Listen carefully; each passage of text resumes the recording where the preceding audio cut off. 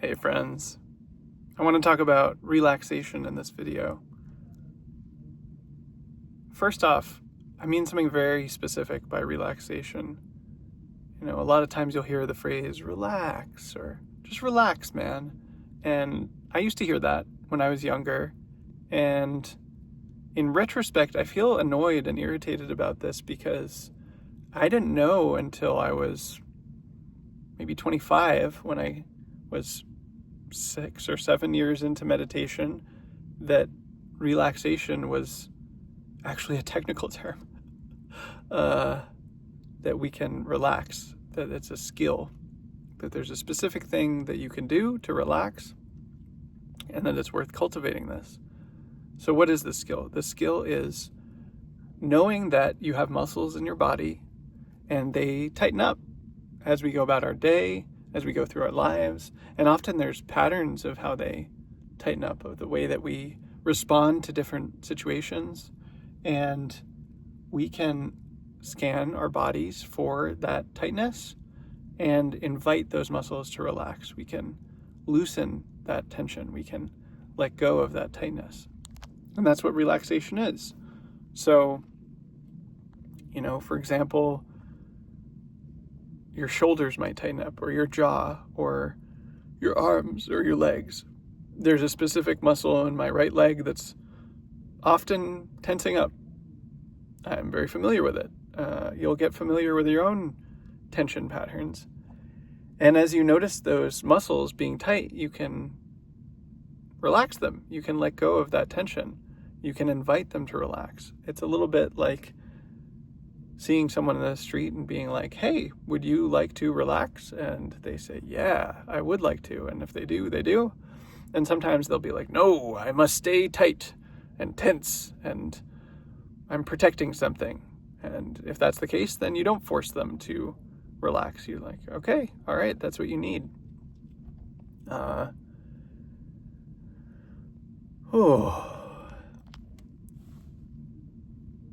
So we can do this constantly. We can be scanning our bodies. We can be having body awareness and just noticing where we're tense and gently inviting those muscles to relax. And if we do this enough, it becomes a kind of feedback loop where we're constantly aware of our bodies, where we have somatic mindfulness in the body. And then when we become tense, we notice that and we relax. We relax. We relax. We relax. And over time, we also tend to notice, you'll have this insight, oh, if I'm relaxed, things just go better.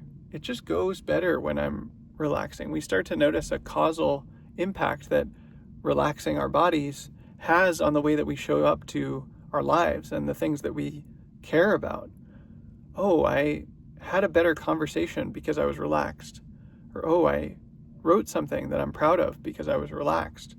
Or, oh, I had to speak at a public speaking occasion and I liked what I said because I was relaxed. Or there was an interaction I was nervous to have, a conversation that was difficult, and it went better because I relaxed my body beforehand. I relaxed during it. And once we notice that, it really starts to click and become almost addictive. We're like, yeah, I really want to be relaxed as much as I can. I want to relax as deeply as I can so that I'm present to the current experience and I'm receptive to it and adaptive and fluid, which is what we tend to find when there's relaxation in the body.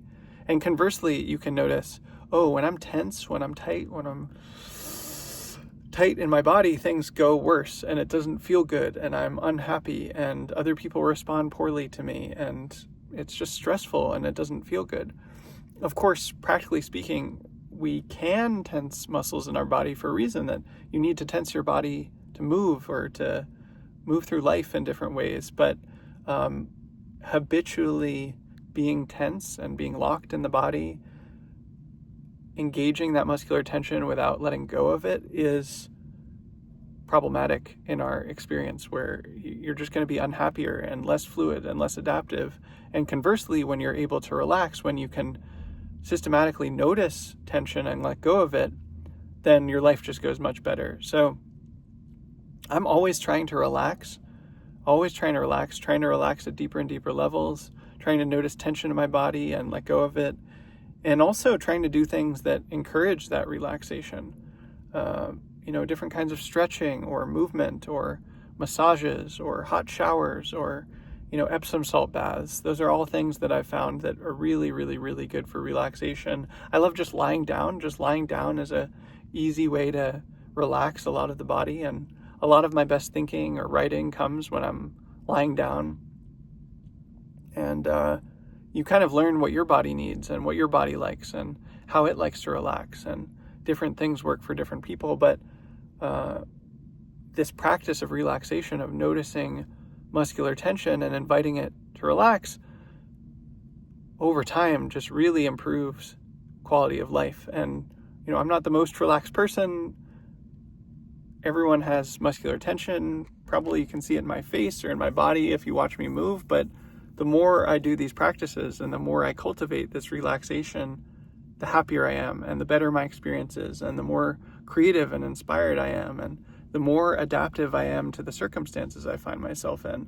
So it's not about being perfect or being totally relaxed or, this fake enlightenment that's perfect beyond all measure and isn't possible for anyone real to attain or something like that. I mean, I don't know about enlightenment, but the point is everyone has access to their body, and everyone can learn to feel their body, and everyone can notice where they're tense in their body, and everyone can say, hey, do you want to relax? You can sort of gesturally, metaphorically ask your muscles if they're willing to relax, and you can learn to do that as a skill. And the more we practice that skill, the more we internalize it, the more we make it habitual, the more we make it the basis of our life, the better things go. And you can really notice that for yourself. You can investigate that for yourself. And the more I've done it, the better my life has been. So that's why I wanted to share about relaxation. And I hope this inspires you to learn to relax or deepen in your relaxation practice. I'd be curious to hear about your experience of this in the comments.